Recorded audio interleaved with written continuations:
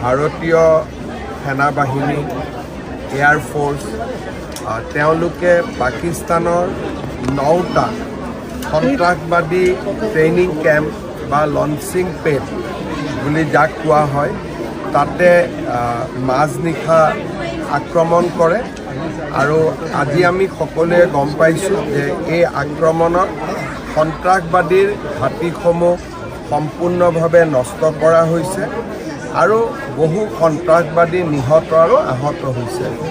আমি ভাৰতীয় সেনাবাহিনী, ভাৰতীয় বায়ু সেনা আৰু ভাৰতীয় নৌ সেনাক অভিনন্দন জনাইছোঁ। অহা দিনকেইটা প্ৰত্যাহ্বানমূলক হ'ব।